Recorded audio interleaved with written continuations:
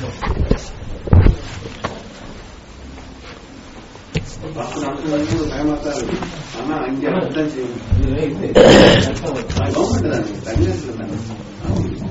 بالله من الشيطان الرجيم.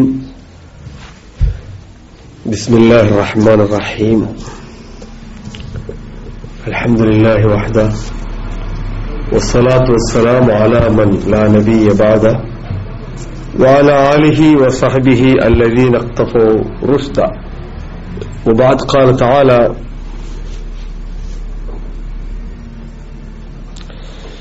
إنما التوبة على الذين يعملون السوء بجهالة ثم يتوبون من قريب فأولئك يتوب الله عليه. وقال: إن الله يحب التوابين ويحب المتطهرين.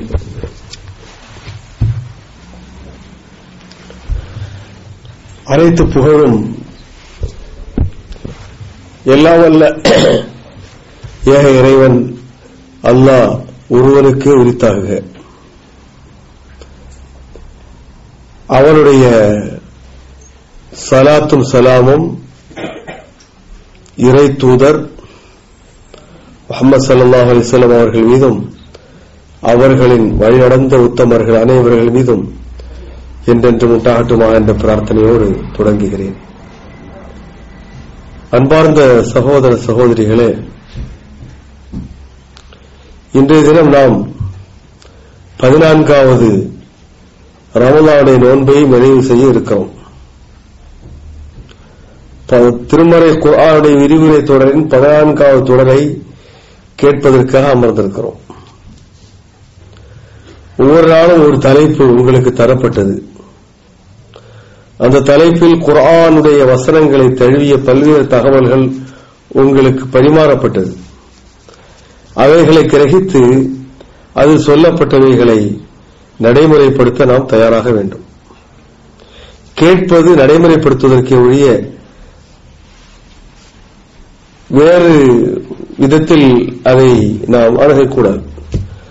நன்றாக பேசினார் அல்லது சுமாராக பேசினார் என்று சொல்லி கேட்டோம், அதை பேஷ் போட்டோம், கூடினோம், கலைந்தோம் என்ற ரீதியில் இல்லாமல் கேட்டதை அப்படியே நடைமுறைப்படுத்த வேண்டும்.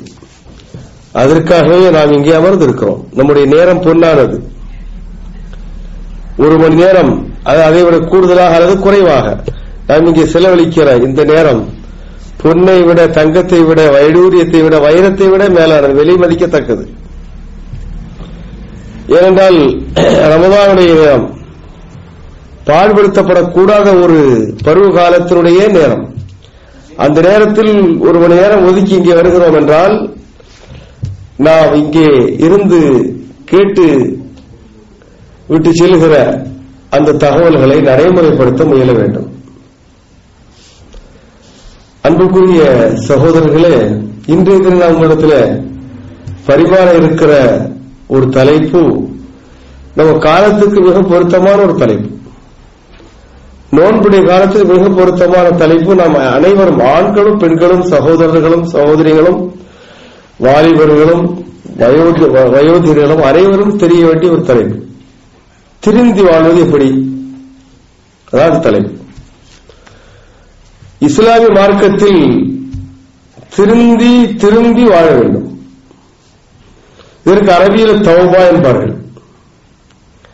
திருந்தி வாழ்வதற்கு அரபியில் தௌபா.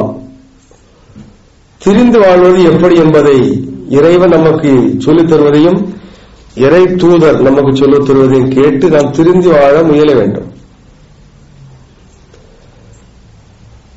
திருந்தி வாழ்கிறவன் தான் உண்மையான மூமின். எதை கேட்டாலும் திருத்தமே இல்லை என்று சொன்னா உண்மையான மூமினே இல்லை. மனித பண்பு அவன் இருக்க முடியாது. அல்லாஹும்ம ஜஅல்னா மினல்லதீன யஸ்தமிஊன அல்-கௌல ஃபயத்தபிஊன அஹ்ஸனஹு. கேட்பதில் எது நல்லதோ, நமக்கு சாதகமானதோ, நமக்கு தேவையானதோ, நமக்கு மிக வேண்டியதோ அதை நாம் எடுத்துக்கொள்ள வேண்டும். அப்படித்தான் பிரார்த்தனை செய்வதற்கு அல்லாஹ் நமக்கு கேட்டு தருகிறான். எதிலிருந்து திருந்தி வாழ்றது என்றால் தவறு, தீமை, குற்றம்,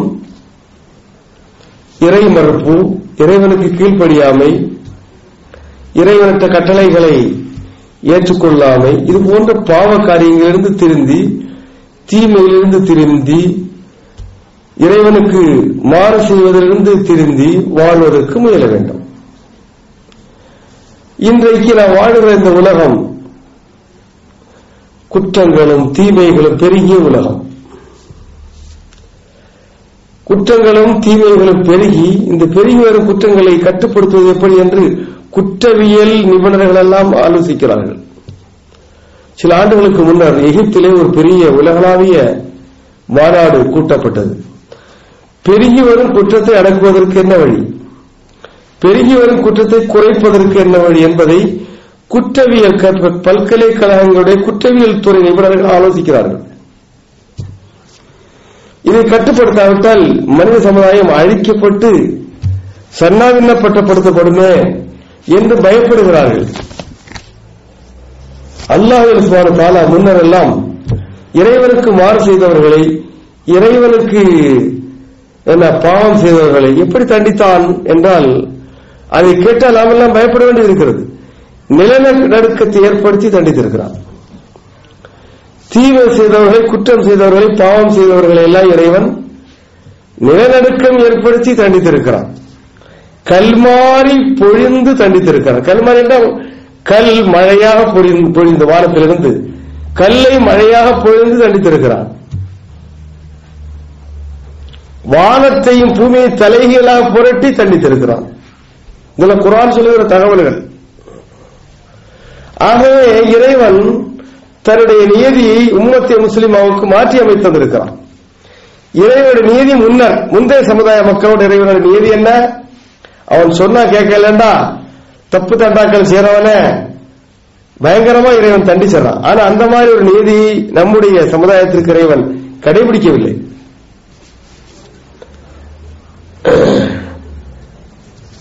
அன்பார்ந்த சகோதர சகோதரிகளே, ஓரின சேர்க்கை என்று சொல்லுகிறார்கள். ஒரு இனம் கல்யாணம், பெண்ணும் பெண்ணும் கல்யாணம், ஆணும் ஆணும் கல்யாணம் பண்ணலாம் என்பது ஒரு சர்ச்சையா பல ஏசியன் கண்ட்ரீஸில் இருந்து இப்போது அது அனுமதிக்கப்பட்ட ஒரு அக்ரிமெண்டாக சில மேற்கத்திய நாடுகளில் அது நிலவுகிறது.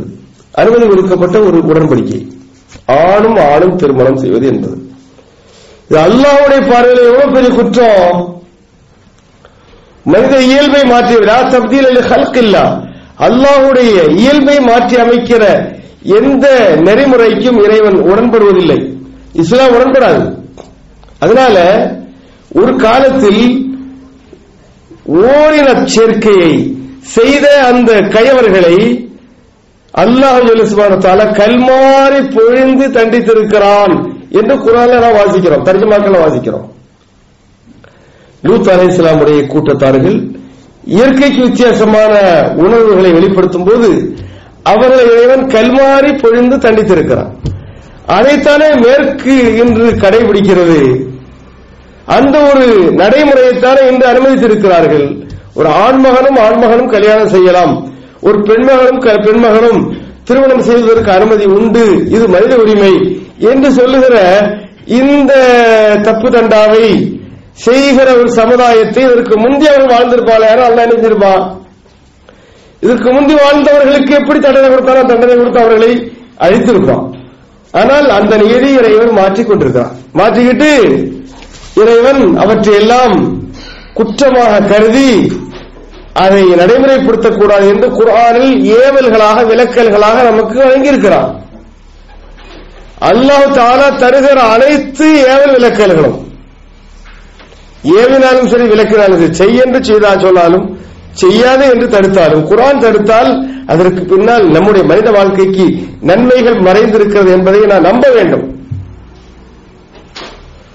எந்த ஒரு ஹராமாக இருந்தாலும் சரி, வட்டி ஹராம், திருடு ஹராம், கொள்ளையடிப்பது ஹராம், வஞ்சிப்பது ஹராம், பதுக்கல் ஹராம், அளவையில் நிறுவையில் குறைத்து கொடுப்பது ஹராம், ஷிர்க் ஹராம், பெற்றோர்களுக்கு மனவர்த்தப்படுத்துவது ஹராம், கூடாதுதான். இதெல்லாம் எத்தனை ஹராம்கள், எப்படி ஹராம்களுடைய வரிசை தொடர் நீளுகிறது. இந்த ஹராம் ஏன் ஆண்டவன் ஹராமாக்கினான்?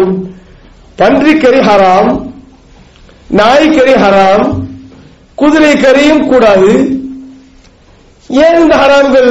இதற்கு பின்னால் என்ன இருக்கிறது என்பதை மனிதன் லேபரேட்டரியில போய் அனலைஸ் பண்ணா கண்டுபிடிக்க முடியாது. ஒரு காலத்தில் சொன்னார்கள் பன்றிக்கறி ஹராம் என்பது, அதற்கு என்ன காரணம் சொல்லப்பட்டது? அது கிறிஸ்தவ மதத்திலேயே ஹராம். ஆனால் அதை அவர்கள் விலக்கிக் கொள்ளவில்லை. பன்றிக்கறி ஏதோ இறைவன் சொல்லுகிறான் ஹராம் என்று சொல்லுகிறான், அது அருவருக்கத்தக்க இடத்தில் மேய்வது நல்லாக இருக்கலாம். அருவருக்கத்தக்க அழுக்குகளில், அழுக்குடைய புதிர்களில் போய் மேய்வதனால் ஆயிருக்கலாம் என்று மக்கள் யோகமாக சொன்னார்கள். பன்றிக்கறி ஹராம் என்பது இன்று அதனுடைய காரணங்கள் கண்டுபிடிக்கப்பட்டிருக்கிறது. பன்றி காய்ச்சல் என்பது ஒரு பெரிய மனிதனை தொத்திக் கொள்ளக்கூடிய, ஒரு பெரிய சாவு உறுதி செய்யப்படக்கூடிய ஒரு காய்ச்சல். அது எங்கிருந்து வருகிறது, பன்றியிலிருந்து வருகிறதா இல்லையா என்பது இன்னொரு சர்ச்சை. ஆகவே இறைவன் எதையெல்லாம் ஹராம் என்று நமக்கு தடுத்திருக்கிறானோ, அது உணவாகட்டும், உடன்படிக்கையாகட்டும், பழக்க வழக்குகளாகட்டும், மனைவி மக்களோடு பழகிற சந்தர்ப்பத்தில் எது கூடும் கூடாது என்ற எல்லாவற்றிலும் மனித குலத்திற்கு அதில் மேம்பாடு இருக்கிறது, அதில் பெருமை இருக்கிறது, வாழ்வு இருக்கிறது, ஆரோக்கியம் இருக்கிறது என்பதை நாம் புரிய வேண்டும். இன்னமா ஹர்ரம ரப்பியல் ஃபவாஹிஷ, அல்லாஹ் ஹராமாக்கியதெல்லாம் அருவருக்கத்தக்க அசிங்கமான, ஆபாசமான, மோசமானவற்றை தான் ஹராமாக்குவான். அஹல்லல்லாஹு லக்கும் தையிபாத், குர்ஆன்ல அல்லாஹ் சொல்றான், உங்களுக்கு ஒன்று ஹராம் என்று ஹலால் என்று சொன்னால், ஹலால் என்று சொன்னால் அதில் உங்களுக்கு நன்மை இருக்கிறது. எதில் நன்மை இருக்கிறது அதை ஹலால் ஆக்குறான். அது உணவாக இருந்தாலும் சரி, கொடுப்பினையாக இருந்தாலும் சரி, கொள்வினையாக இருந்தாலும் சரி, வியாபாரமாக இருந்தாலும் சரி, எது ஹலாலோ அதில் நன்மை இருக்கிறது. இது ஒரு பொது விதி, பொதுவான விதி. அல்லாஹ் கூடாது என்று சொன்னால் அதில் தீமை மறைந்து இருக்கிறது. அல்லாஹ் கூடும் என்று சொன்னால் அது மனித வாழ்க்கைக்கு நன்மைகள் மறைந்திருக்கின்றன என்பதை நாம் புரிய வேண்டும். ஏனென்றால் படைத்த இறைவனுக்குத்தான் நம்முடைய நன்மை தீமைகள், நம்முடைய வாழ்விற்கு உகந்த நன்மைகளை தீமைகளை எடை போட முடியும். மனிதனுக்கு அது முடியவே முடியாது. ஒரு காலத்தில் சொன்னார்கள், நாயை முஸ்லிம்கள் வெறுத்தார்கள் தெரியுமா என்று. அதுக்கு சில காரணங்கள். நாய் அது ஒரு வேண்டாத ஒரு பிரிய பிராணி இஸ்லாமிய பார்வையில். அப்படி இல்லை. நாயை வெறுப்பதனுடைய காரணம், நாய் யார் வெறுக்கிறா? நாயை வெறுப்பதே கிடையாது. நாய் ஒரு பிராணிகளில் ஒரு பிராணி. ஆனால் அதனுடைய நாவில் இருந்து வழிகிற அந்த ஜலான நீர் பட்டால் அதில் நச்சு இருக்கிறது. அதில் ரேபிஸ் என்கிற அந்த அணுக்கள் உள்ளன, வைரஸ். ரேபிஸ் வைரஸ் இருக்கிற அந்த உமிழ் நீர் படுகிற இடத்தில் பல தீமைகள், நோய்கள் நம்மை தொற்று விடுகிறது. அதனால் நீங்க நாய் தலையிட்டால் 7 தடவை கழுகுங்க, அதை மண்ணை கொண்டு தேய்த்து கழுகுங்க ஒரு தடவைங்கிறாங்க நபிகள் நாயகம். இதனால் முஸ்லிம்கள் நாயோடு எச்சரிக்கையாக இருந்தார்கள். இது இல்லாமல் நாய் இஸ்லாமிய மார்க்கத்திற்கு வேண்டாத ஒரு பிராணி என்பதல்ல. அதன் மீது ஒரு கல்லை தூக்கி எறிவதற்கு கூட இஸ்லாம் அனுமதிக்காது. அது பிராணிகளில் ஒன்று. ஆனால் அது நாவிலிருந்து வழியக்கூடிய அந்த உமிழ் நீரில் எந்த மிருகத்திற்கும் இல்லாத ஒரு வைரஸ் மறைந்திருக்கிறது என்பதை இன்று கண்டறிந்திருக்கிறார்கள். அந்த வைரசுடைய பெயரை இன்று சொல்லி இருக்கிறார், ரேபிஸ். ஆகவே அன்பு